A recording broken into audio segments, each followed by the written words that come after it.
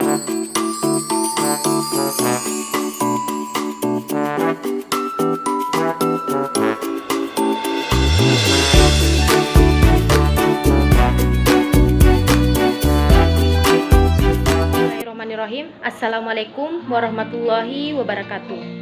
Perkenalkan, nama saya Tri Lelutami, NIM 180104052, semester 6, Prodi Pendidikan Guru Madrasah Ibtidaiyah, Fakultas Tarbiyah dan Ilmu Keguruan, Institut Agama Islam Muhammadiyah Sriwijaya.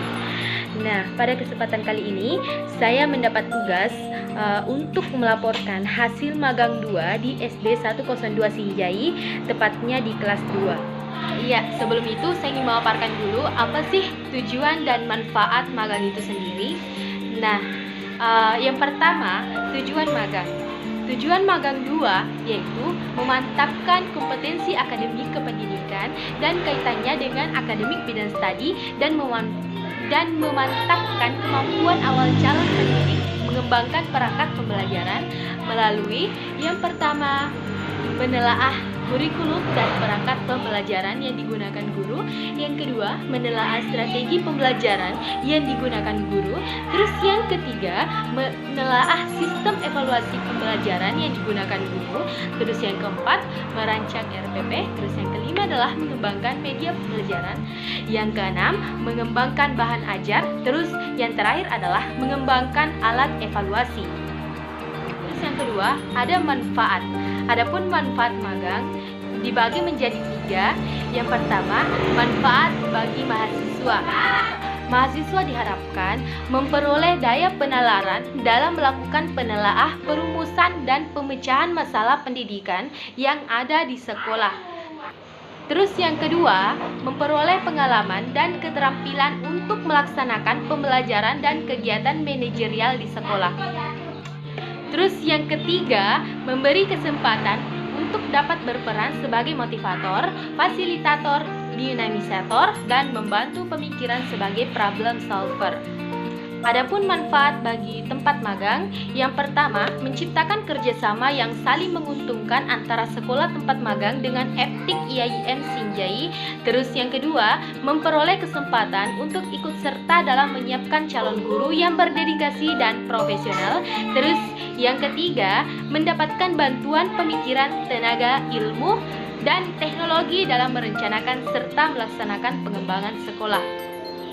Adapun manfaat bagi FTIK IAIN Sriwijaya diantaranya mendapatkan informasi tentang manajemen dan kultur sekolah.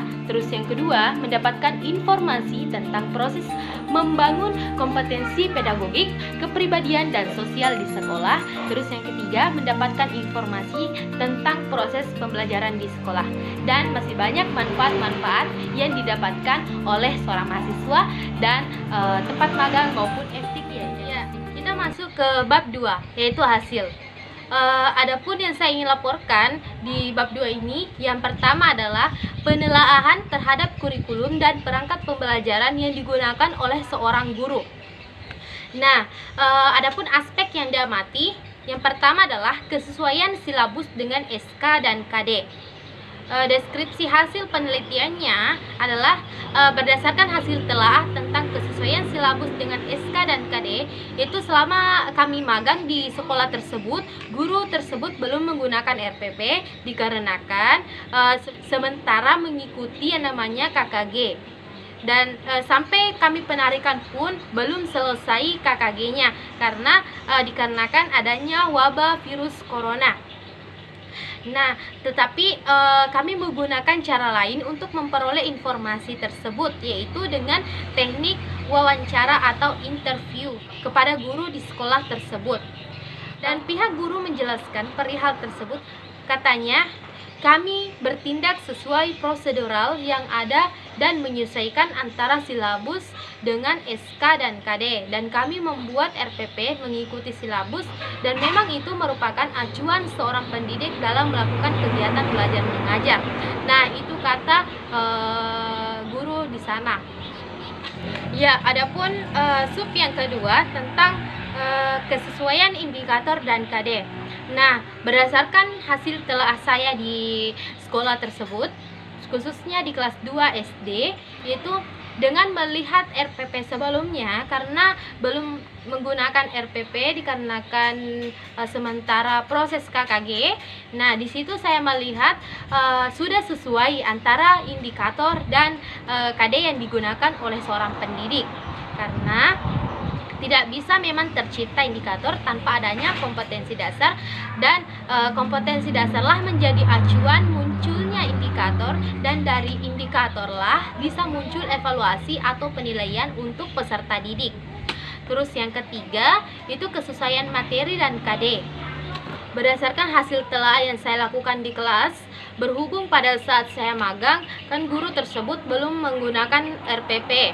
Jadi guru hanya mengajar mengikuti alur buku siswa dan buku guru, tetapi sempat saya melakukan wawancara mengenai hal ini. Katanya beliau menyesuaikan materi dan KD yang diajarkan kepada peserta didik dan dapat mendeskripsikan bahwa kesesuaian antara materi ajar dengan kompetensi dasar sudah sesuai karena guru atau pendidik mengembangkan materi pembelajaran berdasarkan kompetensi dasar yang ada pada silabus dan RPP atau rencana pelaksanaan pembelajaran. Ya, terus yang keempat adalah kesesuaian pengalaman belajar dengan konteks latar belakang siswa. Nah, mengenai pengalaman belajar, pendidik terkadang menyesuaikan antara pengalaman belajar peserta didik dengan latar belakang peserta didik jika memang sesuai dengan materi yang diajarkan.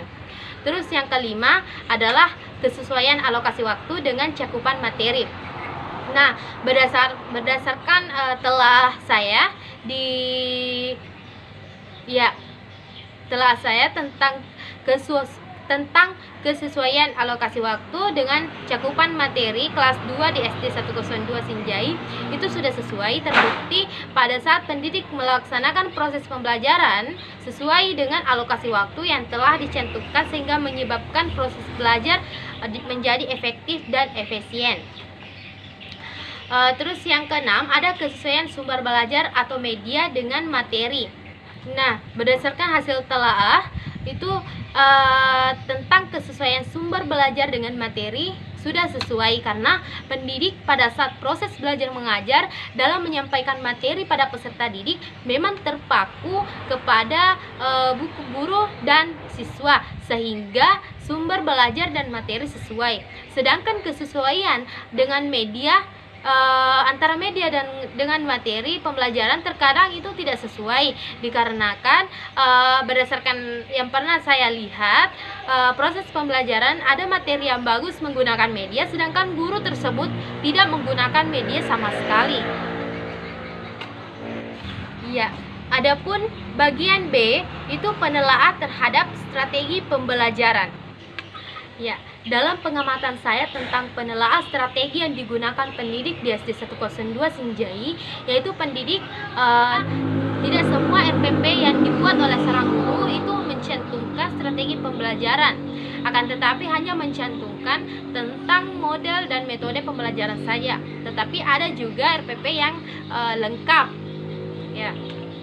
Dan berdasarkan hasil pengamatan yang saya lakukan di kelas 2, pendidik dalam menyampaikan materi kepada peserta didik menggunakan metode ceramah, kerja kelompok, tanya jawab, dan pemberian tugas. Metode ini saya rasa cukup sesuai diterapkan di kelas rendah yaitu kelas 2 karena bisa membantu keberlangsungan dan peserta didik juga lebih proses belajar mengajar pun berjalan sesuai dengan yang diharapkan dan dapat mencapai indikator dan tujuan pembelajaran. Ya, adapun bagian C yaitu penelaahan terhadap sistem evaluasi. Ya, pada hari Kamis tanggal 16 Maret 2020 saya berbincang dengan salah seorang pendidik di sana mengenai sistem evaluasi yang dilakukan oleh seorang pendidik dalam memberikan ulangan harian kepada peserta didik dengan butir-butir soal berdasarkan indikator. Kemudian setelah ulangan, pendidik menganalisis jawaban peserta didik. Apakah peserta didik menguasai atau bisa menjawab semua soal-soal yang diberikan? Jika salah satu butir soal, peserta didik kurang mampu menjawab atau sekitar 50% yang tidak bisa dijawab, pendidik melakukan pengayaan sesuai dengan indikator atau butir soal yang belum tercapai. Kemudian, pendidik juga memberikan remedial atau pengulangan sampai peserta didik menguasai betul indikator ataupun materi tersebut, dan apabila peserta didik yang belum mampu sama sekali menjawab, pendidik mengganti butir soal dengan redaksi soal yang lain dan mudah dipahami, tetapi tujuannya sama. Ya, baik, kita masuk ke bagian D, yaitu perancangan RPP. Ya, aspek yang diamati pertama adalah perumusan indikator kesesuaian dengan KD. Nah, di sini saya akan membacakan laporan saya.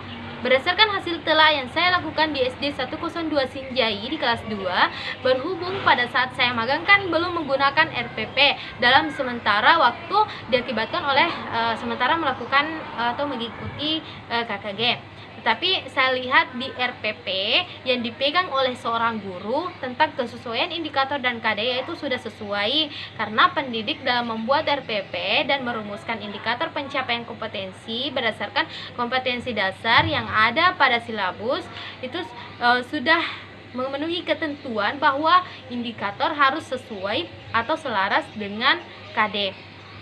Iya, terus yang kedua ada perumusan indikator ataupun kejelasan rumusan menggunakan kata kerja operasional. Nah, begini, berdasarkan hasil telaah yang saya lakukan dan kejelasan rumusan menggunakan kata kerja operasional itu sudah sesuai.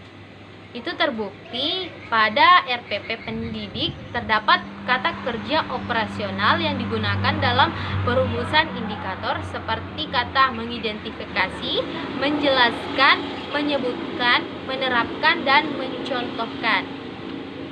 Ya, adapun yang ketiga itu perumusan indikator atau kelengkapan cakupan rumusan.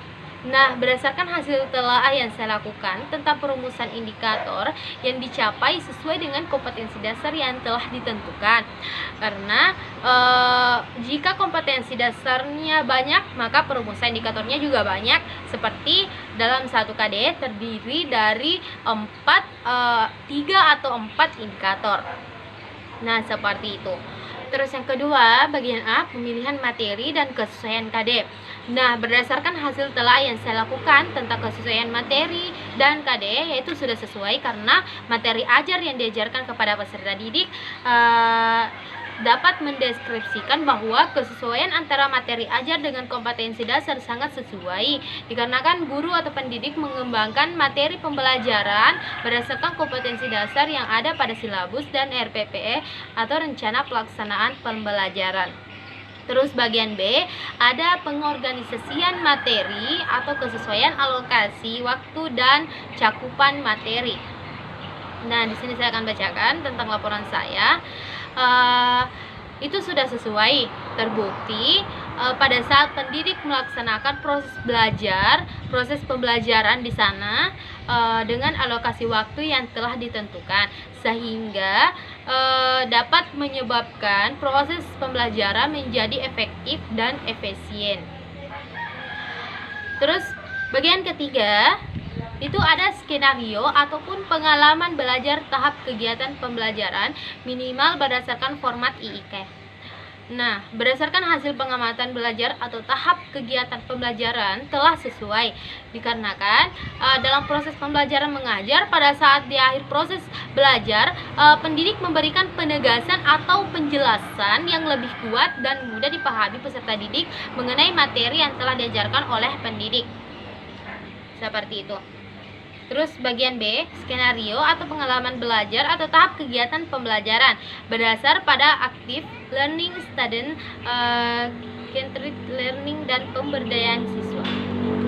Yang saya lihat dari bagian ini, sebagian guru juga menjelaskan, ada beberapa guru yang dia hanya fokus menjelaskan tanpa memberikan kesempatan kepada peserta didik. Tetapi ada juga seorang guru yang mengaktifkan juga siswanya, seperti itu.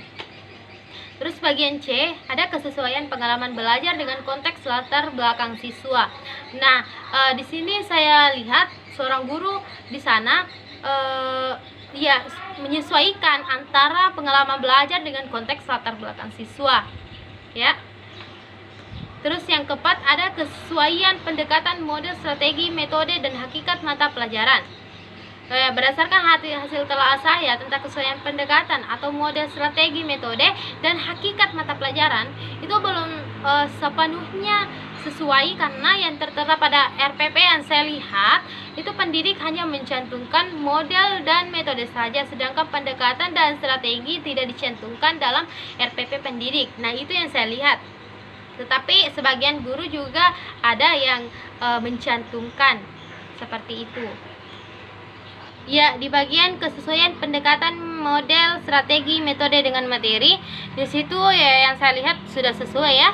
Sudah sesuai, walaupun di sebagian RPP guru itu tidak mencantumkan yang namanya pendekatan dan strategi. Hanya mencantumkan model dan metode saja. Tetapi yang saya lihat di RPP-nya itu biasa menggunakan model CTL atau Jigsaw itu. Dan adapun metodenya itu digunakan metode ceramah, tanya jawab, dan pemberian tugas. Nah, ya, saya rasa ini sesuai. Terus yang bagian ketiga, kesesuaian pendekatan model, strategi, metode dengan karakteristik siswa. Nah, berdasarkan hasil observasi itu belum sepenuhnya sesuai, karena seperti misalnya model Jigsaw yang diterapkan oleh seorang guru ini tidak sesuai sebenarnya dengan karakteristik siswa ya yang dilakukan pendidik, atau model yang digunakan belum tepat di SD, belum tepat di kelas 2. Terus yang kelima, ada kesesuaian sumber belajar media dengan materi. Iya, di sini juga yang saya garis bawahi sudah sesuai, karena pendidik pada saat proses belajar mengajar dalam menyampaikan materi kepada peserta didik sudah menggunakan media, tetapi medianya cukup dibilang terbatas, karena hanya menggunakan seperti media visual, ya, media gambar, ya. Terus yang ke bagian B adalah kesesuaian sumber belajar media dengan karakteristik siswa. Nah, berdasarkan telaah saya di sana juga, nah, kesesuaian sumber belajar media dengan karakteristik siswa dengan sumber belajar sudah biasa, ya, sudah tepat, karena guru biasa menggunakan media visual. Ya, kita masuk ke bagian E, pengembangan media pembelajaran. Ya, sebelum itu saya ingin menjelaskan media pembelajaran secara umum, yaitu alat bantu proses belajar mengajar ataupun segala sesuatu yang dapat digunakan untuk merangsang pikiran, perasaan, perhatian, dan kemampuan atau keterampilan peserta didik, sehingga dapat mendorong terjadinya proses pembelajaran secara efektif dan efisien. Nah, berdasarkan hasil telaah saya dengan menggunakan interview dan pengamatan di kelas dan pengamatan di kelas, itu pendidik sesekali telah menyiapkan media sederhana, baik seperti gambar-gambar, poster, dan di sana misalnya materi pecahan. Di sana juga materi pecahan, dia menggunakan medianya adalah batu kerikil, ya, sesuai dengan materi yang diajarkan. Ya, baik, kita masuk ke bagian F, itu pengembangan bahan ajar. Nah, kita masuk ke aspek yang diamati. Bagian A adalah kesesuaian bahan ajar dikembangkan dari kompetensi dasar. Nah, di sini sudah sesuai, dan memang semestinya bahan ajar itu harus dikembangkan berdasarkan kompetensi dasar supaya indikator ini dan tujuan pembelajaran ini dapat tercapai dan terlaksana. Ya, Terus bagian kedua adalah valid atau bahan ajar memuat aspek-aspek esensial materi pembelajaran untuk kepentingan pencapaian kompetensi dasar. Nah, berdasarkan hasil telaah dan wawancara saya di sana, itu sudah sesuai atau sudah valid dengan aspek-aspek esensial atau inti atau dasar materi pembelajaran untuk kepentingan pencapaian kompetensi dasar. Ya, terus yang ketiga adalah menarik bahan ajar yang dipaparkan dan contoh-contoh gambar-gambar bagan dengan warna menarik dan latihan.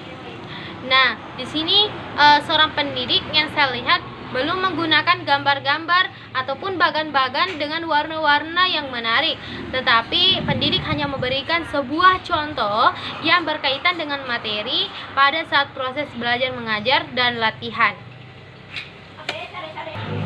Ya, terus yang keempat adalah kemudahan bahan ajar ditata sesuai dengan tingkat perkembangan berpikir peserta didik. Di sini pendidik belum melakukan atau membuat bahan ajar sesuai dengan tingkat perkembangan berpikir peserta didik, karena pendidik hanya berpatokan dengan sumber atau bahan ajar yang disediakan oleh pihak sekolah ataupun ditentukan oleh pihak sekolah itu sendiri. Ya, terus yang kelima ada konsisten dengan realita fenomena kehidupan atau bahan ajar memuat realita kehidupan sosial, alam atau budaya. Nah, berdasarkan hasil observasi saya di sana, itu pendidik terkadang mengaitkan bahan ajar atau menyelipkan salah satu contoh kasus yang berkaitan dengan realita fenomena kehidupan dengan materi, sehingga peserta didik tidak hanya berfokus pada kompetensi dasar akan tetapi lebih mengembangkan pengetahuannya. Terus bagian keenam ada kegunaan bahan ajar sesuai dengan kebutuhan peserta didik. Nah, berdasarkan hasil telaah saya, pendidik tersebut telah sesuai dengan kebutuhan peserta didik. Terus kerunutan atau bahan ajar dipaparkan secara logis dan sistematis. Nah, di sini sudah sesuai menurut pendidik. Memang perlu kerunutan atau sistematis materi atau bahan ajar yang diajarkan agar supaya peserta didik ini juga tidak bingung dan mudah menerima serta memahami materi. Nah, yang terakhir ada pengembangan perangkat evaluasi. Nah, aspek yang diamati pertama adalah kesesuaian kisi-kisi dengan cakupan pokok bahasan di dalam kurikulum. Nah, deskripsi hasil telaahnya, berdasarkan hasil telaah yang saya lakukan, itu seorang pendidik membuat kisi-kisinya sudah sesuai, karena pendidik dalam pembuatan kisi-kisi soal yang akan diberikan kepada peserta didik itu berdasarkan pada indikator dan kompetensi dasar yang sudah ditentukan. Terus aspek yang diamati yang kedua adalah kisi-kisi mencangkup semua ranah kompetensi dalam bidang studinya. Terus yang kedua adalah kisi-kisi mencangkup semua ranah kompetensi dalam bidang studinya. Nah, di sini kisi-kisi mencangkup semua ranah kompetensi dalam bidang studinya mengenai ranah kognitif, afektif, dan psikomotorik. Nah, seperti misalnya dalam aspek kognitifnya, ya, pendidik menunjuk langsung kepada peserta didik pada saat proses belajar mengajar. Jadi pendidik bisa langsung menilai, ya, bagaimana kemampuan kognitif dari seorang anak ini. Terus misalnya yang kedua, ranah psikomotoriknya. Nah, terkadang pendidik juga memberikan sebuah misalnya hafalan kepada peserta didik, ya, di sana dia memberikan sebuah hafalan, jadi sehingga langsung dia menilai, ya, secara langsung dia menilai. Ya, terus yang ketiga adalah jumlah butir soal sesuai dengan alokasi waktu yang telah ditentukan. Nah, berdasarkan yang saya lihat di sana, itu sudah sesuai karena pendidik sudah menentukan waktunya dalam memberikan sebuah evaluasi. Misalnya dalam 2 jam untuk ulangan, ya, itu 10 soal dikerjakan selama 60 menit. Untuk soal esai misalnya 10 soal selama 60 menit. Ya, seperti itu. Terus yang keempat ada rumusan butiran soal menggunakan bahasa yang mudah dipahami oleh peserta didik. Ya, berdasarkan hasil telaah saya, rumusan butiran soal menggunakan bahasa yang mudah dipahami oleh peserta didik itu menurut pendidik butir soal ada tiga macam. Yang pertama mudah, sedang, dan susah. Nah, di sini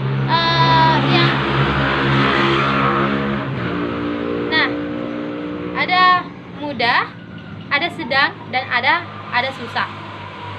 Nah, guru di sini menyesuaikan dengan bahasa-bahasa ini, tidak memberikan terlalu banyak bahasa-bahasa yang sedang dan tidak memberikan bahasa butir-butir bahasa yang susah ataupun sulit dan sedang. Nah, di sini guru juga tidak memberikan sebuah kata ilmiah karena katanya di sana sukar untuk memahaminya. Nah, guru hanya memberikan bahasa-bahasa yang mudah dipahami. Seperti itu.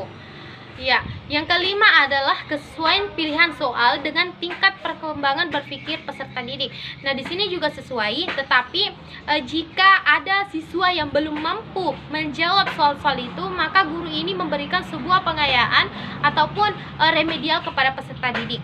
Nah, ketika itu tidak mampu dijawab lagi oleh peserta didik, maka seperti yang saya katakan sebelumnya, guru ini memberikan sebuah redaksi soal yang baru tetapi tujuannya sama.